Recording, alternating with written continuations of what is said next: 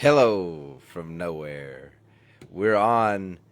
Does anyone know where we're at? We're on the Mystic Mountain in the fantastical land of nowhere. So, guys, I missed yesterday. I didn't make a video yesterday. I didn't really have anything to say. Sometimes silence is great. Who knows? I may not make a video every day, but we're going 30 days.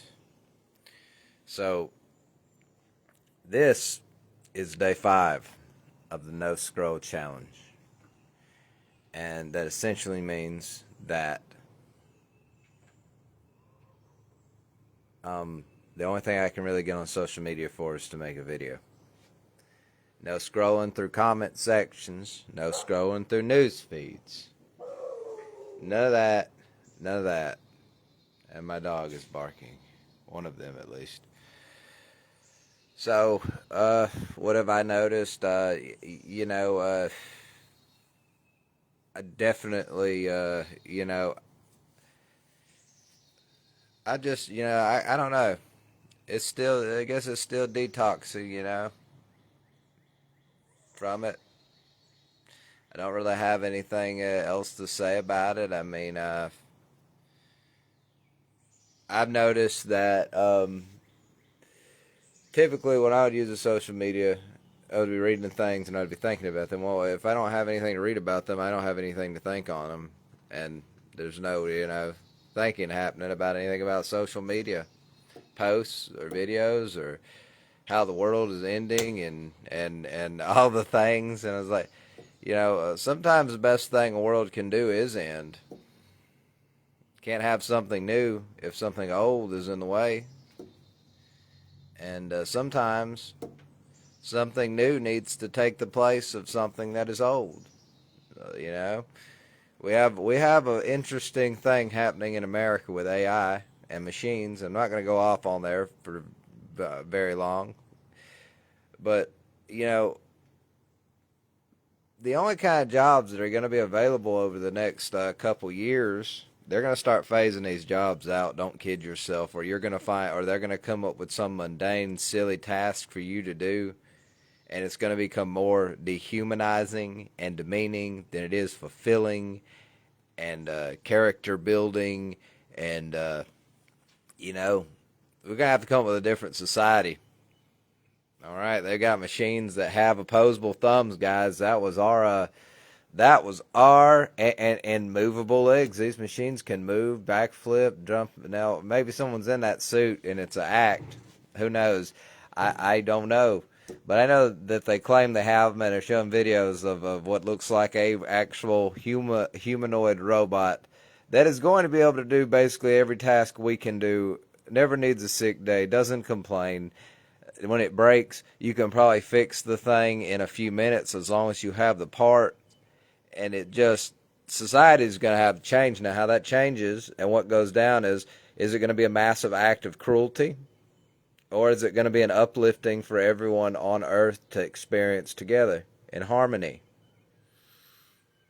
And what I mean by cruelty is they might not necessarily, at least not in America, I couldn't see that going over well, put everyone on a cattle car that isn't producing something, but they may decide to ignore that you're starving to death. I mean, they do it to homeless people already.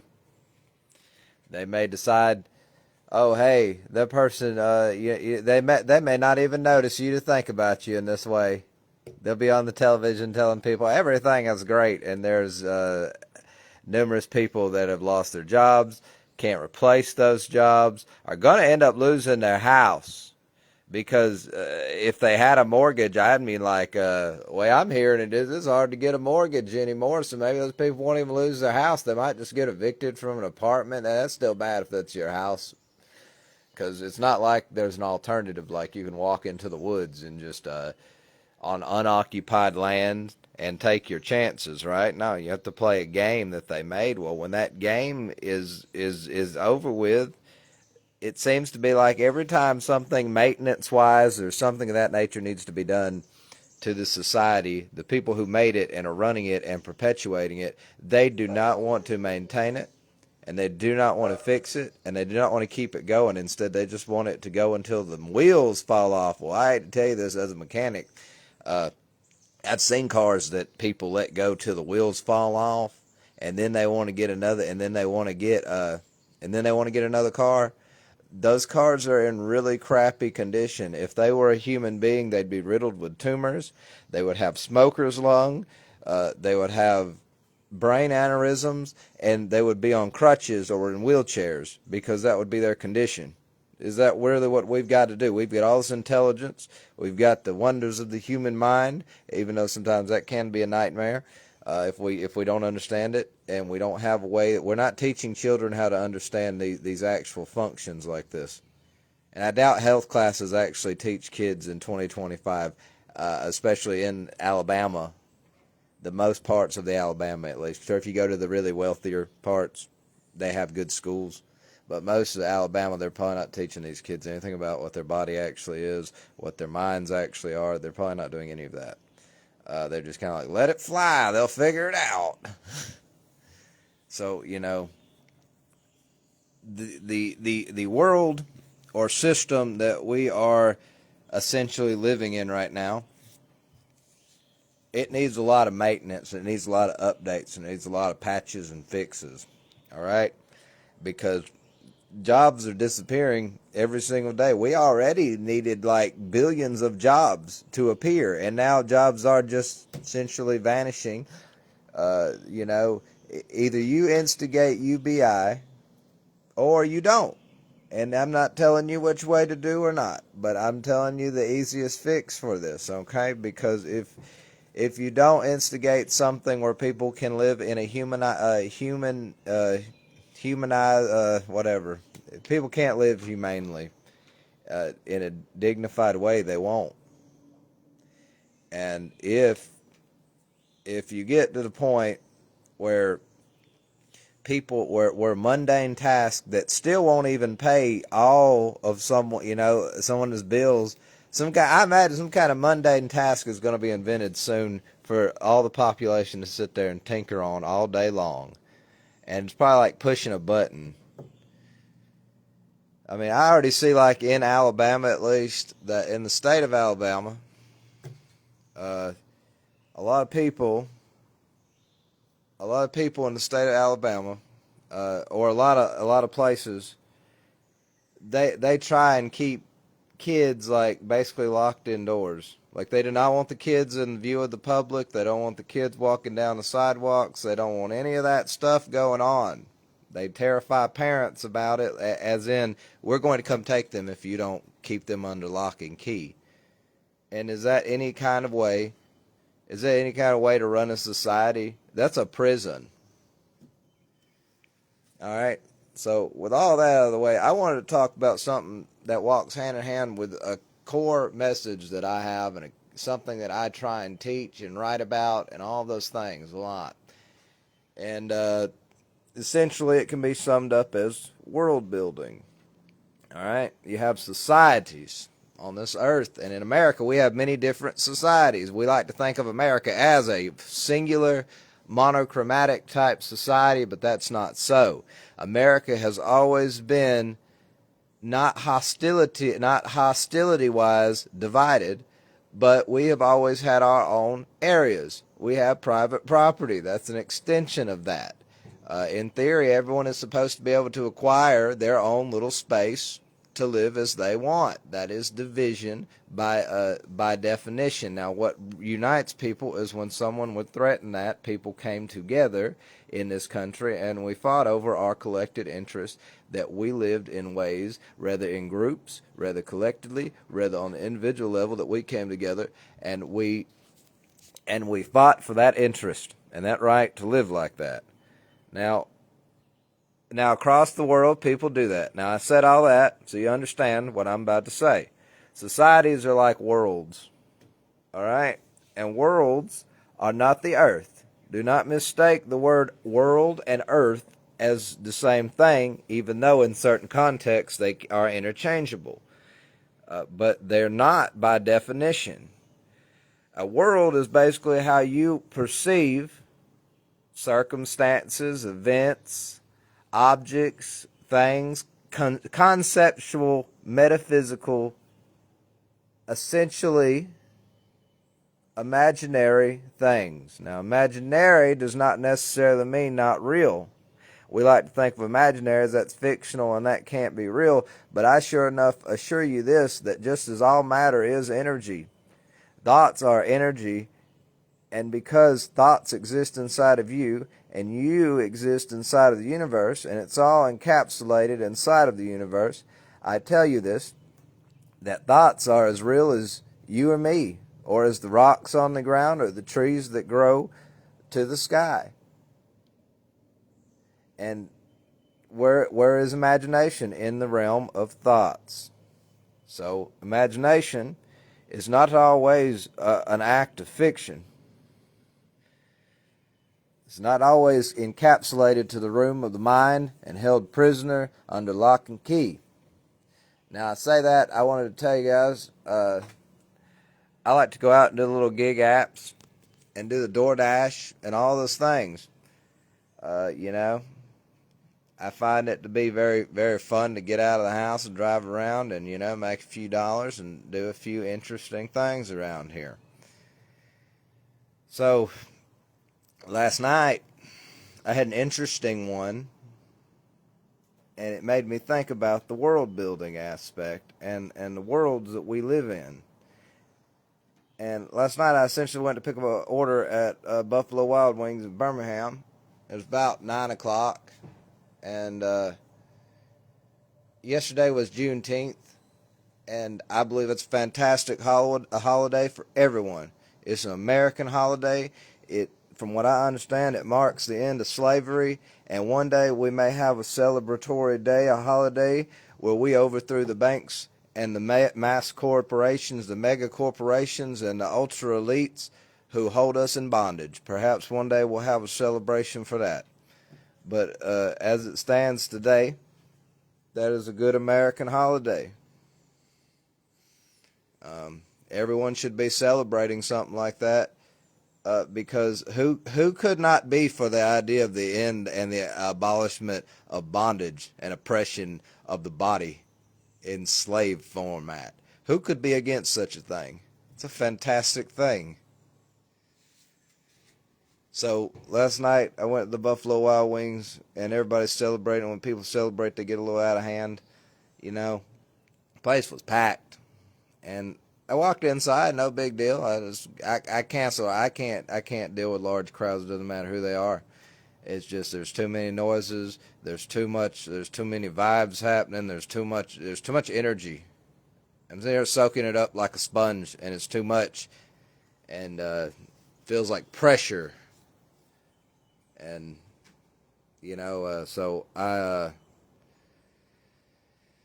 not to mention when you're around people, like, they tend to rub off and you tend to soak in their energy, and what's in their energy is information, like memory, right? And so what's in that information? We may see a hummingbird in a minute. I see him flying around up there. He might come in to eat on this feeder. There he is. I don't know if you guys probably can't see it. Sorry to interrupt myself. But, anyways, the energy's got the memory in it. It's got information in it. When you pull it in through some form of induction to yourself, through your aura, through your spirit, whatever you want to think about this, your energetic layer through induction, you carry around some feelings that aren't yours. And you're carrying around like some information that isn't yours. You're around people with too loud of an aura. You start to know what they're thinking and stuff. And some of that stuff is traumatic, and some of it is just bizarre. And I ain't trying to pry and be inside someone else's mind. That's their mind. Keep it to yourself.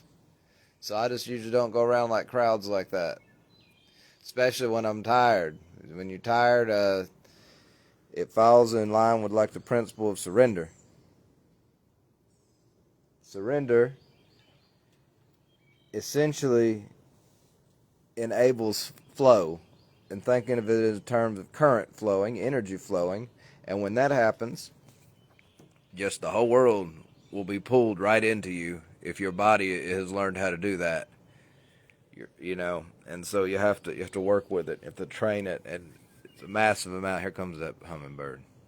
And so when I was there, no big deal. I cancel the order, and I walk out the door, and there's a group of young black folks hanging out in front of the door, and not that that's a problem, and celebrating and having a good time. And I wish I had people to have a good time with sometimes. But when I walk out of this door at the Buffalo Wild Wings in Birmingham, Alabama, and I can't walk past anybody, and it just seemed like people, they're inconsiderate people all over, but like people typically notice when someone's trying to get by them, and they do it. They kind of move out of the way a little bit. They let you by, and if they don't, well, they're inconsiderate by definition. And and I said, I ended up having to say, "Excuse me," and I said just like I'd say it to anybody else. Yeah, I didn't have an infliction or anything. I didn't go, "Excuse me." I didn't do that. No, you shouldn't behave like that. That's nasty. But I said, "Excuse me," and I did as politely as I could.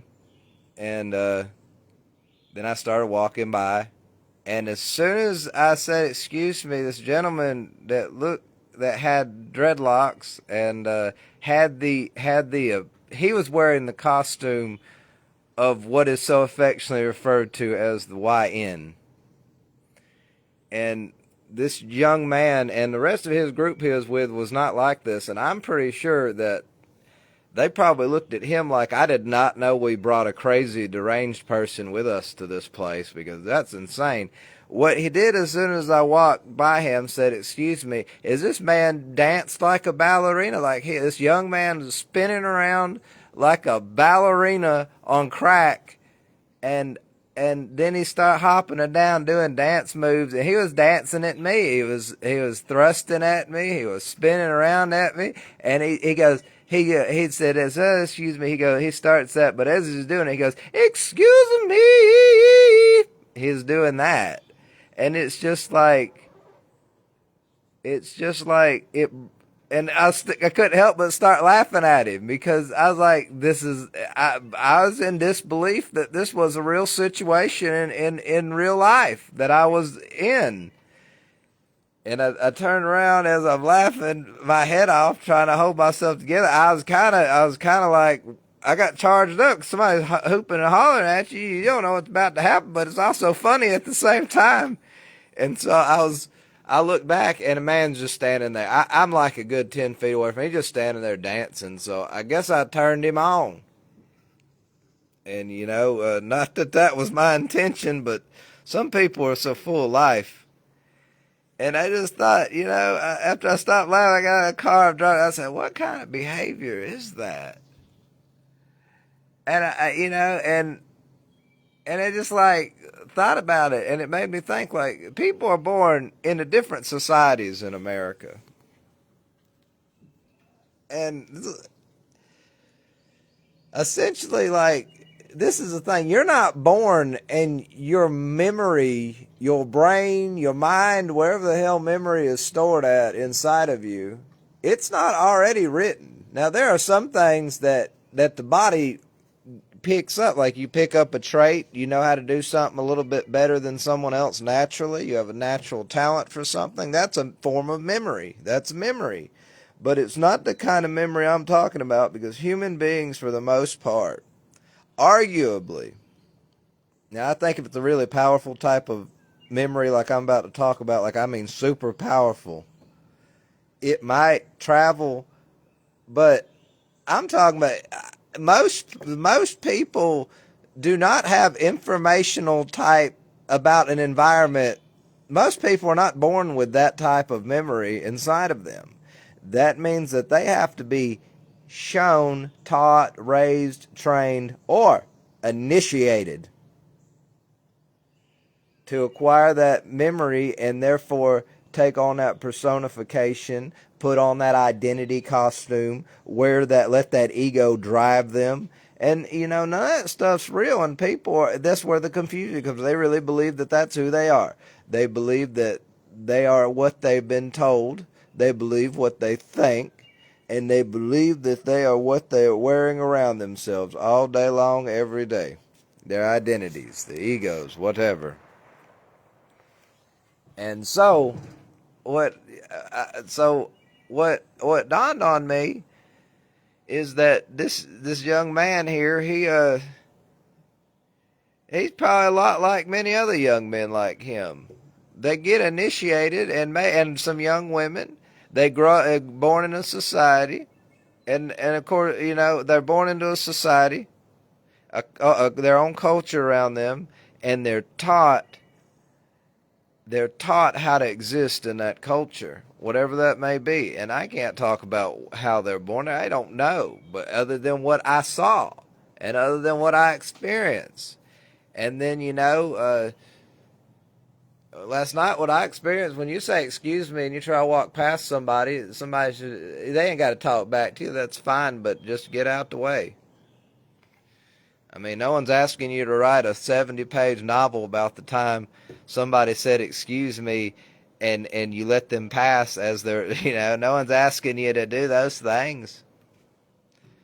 Look, common courtesy, guys. I hope you don't take it for granted, because common courtesy and manners and things like that, they're part of what make a pleasant, positive experience in society. And some people might have an ugly attitude about it and say, well, nobody ever did nothing good for me. Screw that. I don't care for no reason. I'm that bad. And it's just like, trust me, you don't want to have a pissing match about who's badder. Trust me, you don't.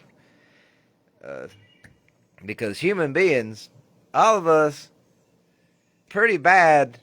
But I want to point something, back to what I was saying.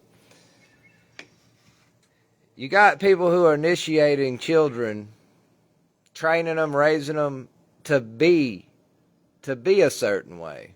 And that's not how you're supposed to raise and train somebody. How you're supposed to raise somebody, or initiate, whatever you want to call it. I think initiation is a pretty cool word, but we'll use raise.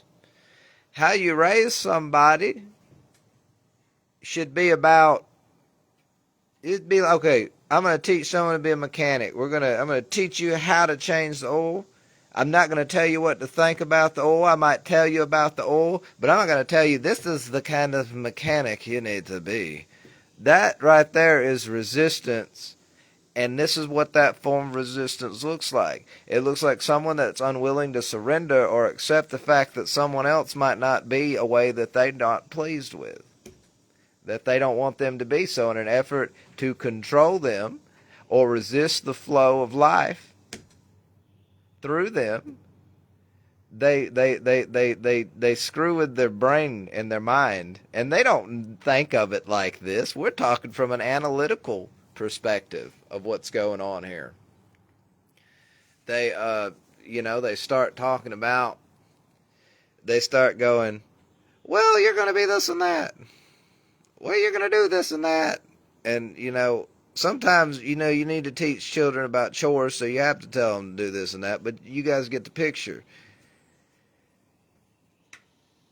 That when people raise kids in America, at least, it's typically, I don't know, I want to say, some of this parenting I've seen lately going on in this country, it's non-existent.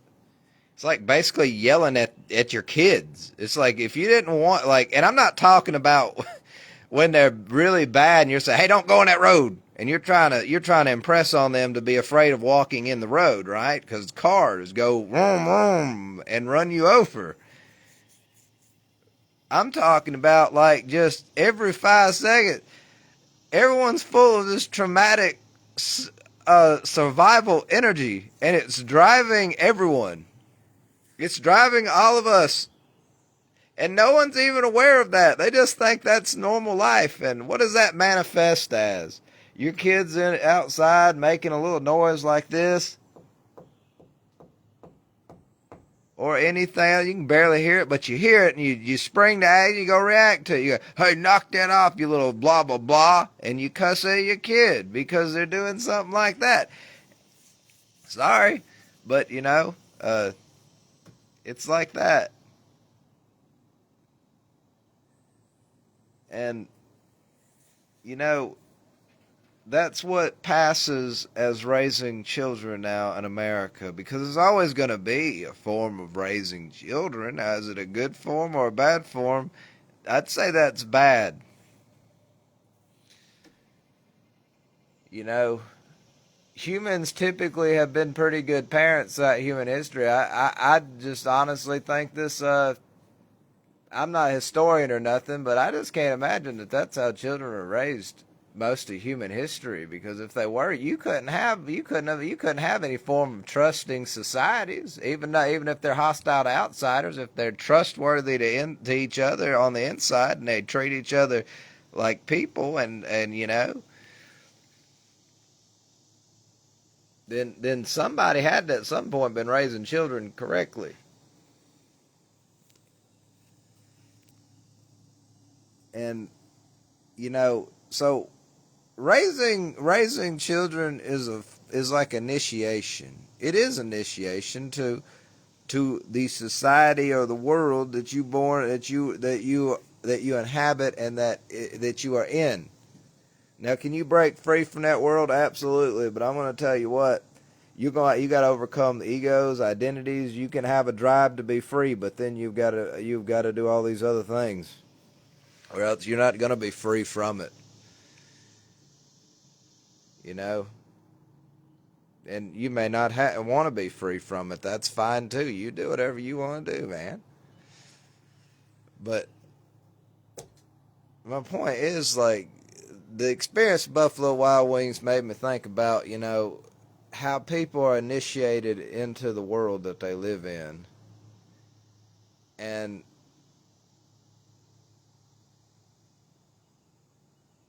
I mean, America's not going to survive on decades more of poor parenting.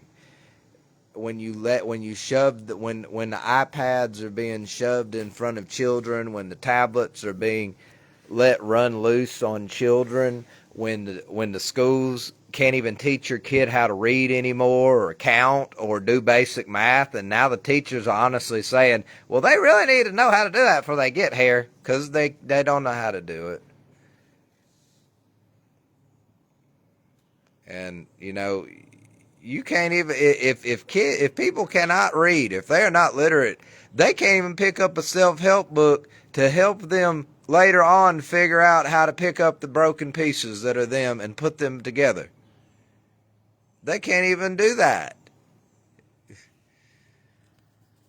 I mean, I don't know who changed the education system to the degree that I think it became so difficult that it was too difficult for children.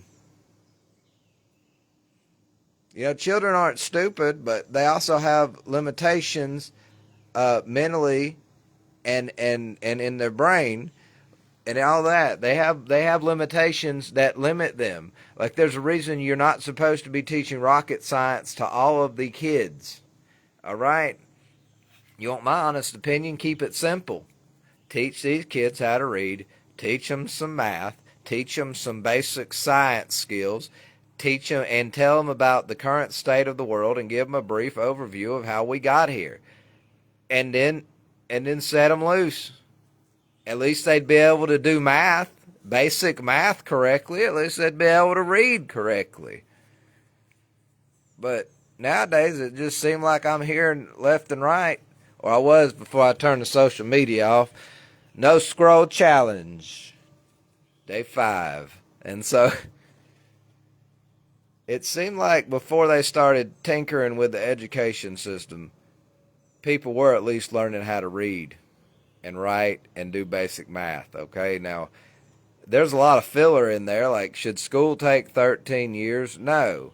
Like, after you learn your basic math, you learn your basic literacy skills where you can read a book. There needs to be a system in place where people, what are you planning to do with your life? What are you going to do? And you can answer nothing, but you know, you're going to get turned loose. Go figure it out, cowboy.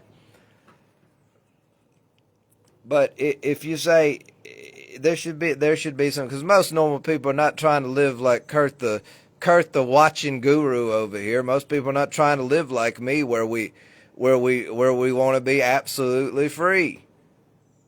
Most people are going to enter into the workforce in some form. Most people are going to try and do the normal thing. Most people are going to not be trying to do what I'm doing.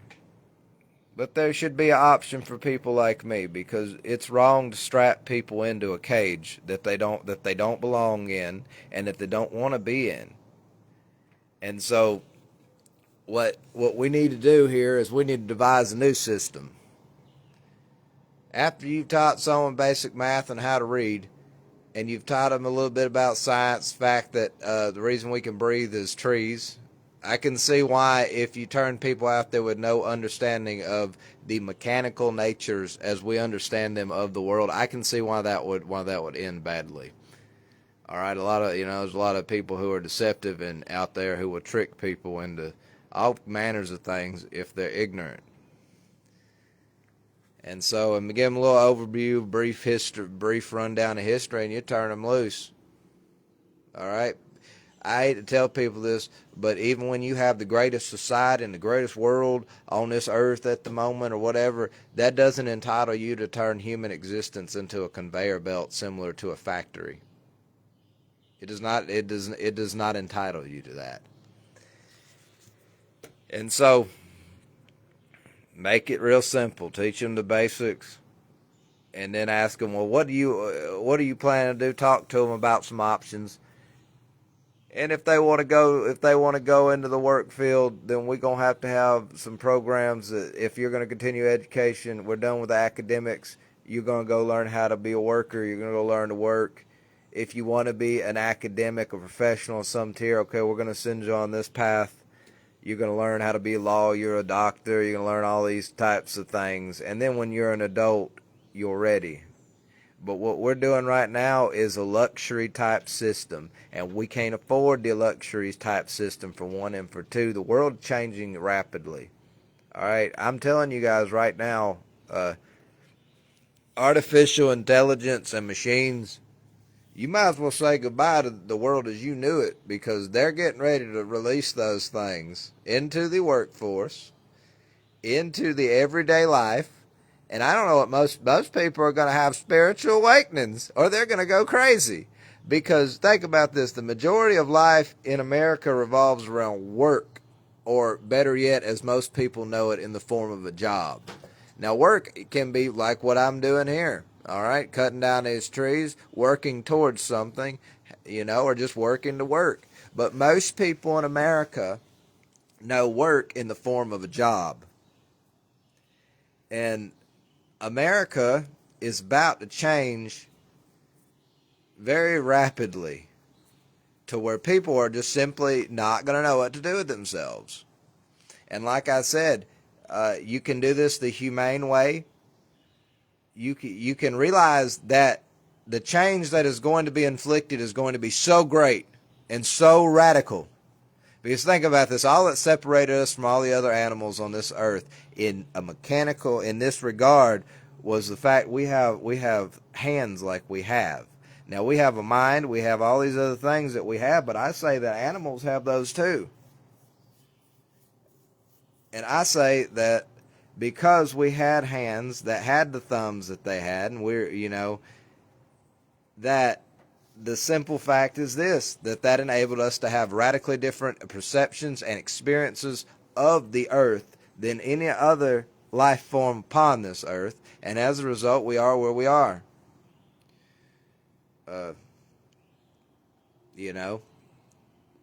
So that's the simple rundown. The video's not really about that today, but we are where we are, right? And what I'm telling you is that when you create a machine, a robot, a humanoid, android, cyber, whatever you want to call it, whatever you want to call it. When you create a bipedal machine that will be capable of doing the required amount of thinking On it, I argue in realistic, what I've seen as the modern day worker, these things are going to be able to outpace the average work, what passes as the average worker now. These things are going to be able to outpace them. You know, when I say average worker, if you look at the data, people who don't hold the job to begin with, and two, for no actual reason they can't hold the job, and for two, they just didn't like it, right? And two, if we ever get to two, the fact that these things don't have to take sick days. They break down, you fix them in a few minutes as long as you have parts on hand. Supply chains are what's going to mess this machine up. You know, but I have a feeling that they'll just have warehouses full of parts that go bad on these things, and they'll just fix it. And you could say, well, humans are going to be fixing these things, and I don't believe that's true this time. I believe, why would you need humans to do that when you can plug a machine into another machine, and that machine can talk to it in a way that human beings, when they fix cars, something like a car, they don't even want to do diagnostic tests. They want to throw parts at it. Well, what the fuck? Excuse me. What? They're going to plug a machine that can plug itself into another machine, talk to it, and then say, well, it needs this part. And then it puts the part on it. Or it solders the joint, or it does all kinds of things. And I mean, you're not going to, the world, my point is not to give you doom and gloom. It is always gloomy, and it is always scary, and it's always dark when a world is ending. But when that world ends, a new one is born. And don't waste decades of your life listening to people who are trying to scare you and worry you. Don't do that. Just know what's coming, and then you can do what you need to do. There's no fear required. I mean, you have the power to vote, right?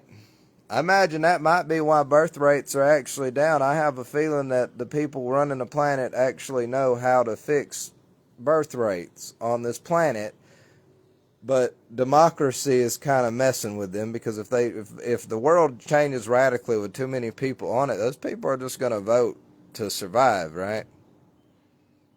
They'll vote for people who will enable them to survive, and if those people act like there's an issue, something else is going to happen. All right, I don't call for physical revolution. Those are nasty and messy and brutal. I call for spiritual revolution.